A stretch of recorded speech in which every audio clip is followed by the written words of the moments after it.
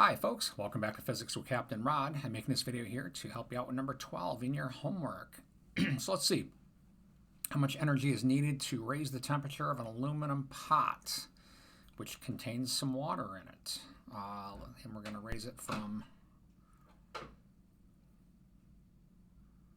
40 degrees to the boiling point. So we got our aluminum pot here. And it's got some water in it. And it's important to realize that aluminum is a good conductor. So as the temperature of the water comes up, the aluminum is going to come up with it.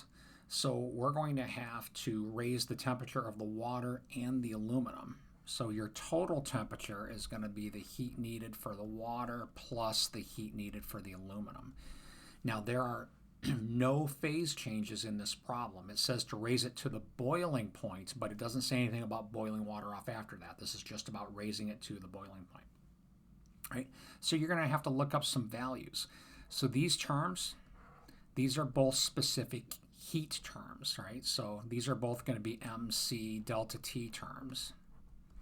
You're going to have to look up the specific heat of water and the specific heat of aluminum.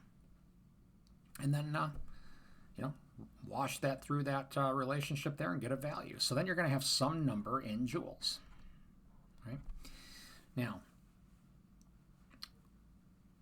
let's see. The next part, what was the heat transfer rate if the process takes 15 minutes?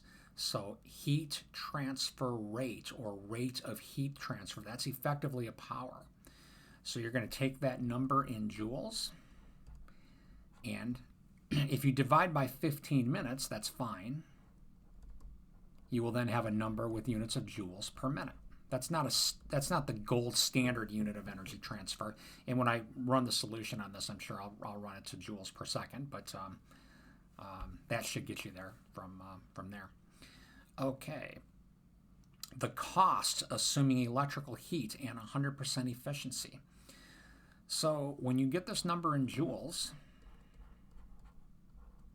what you're going to need to do is convert it to kilowatt hours. So you're going to multiply this by, 1 kilowatt hour up top, figure out a number in joules in the bottom. If you don't remember the number, okay, remember, kilo means 1,000, watt means joule per second, and an hour is 3,600 seconds. That'll tell you what this number is. Okay.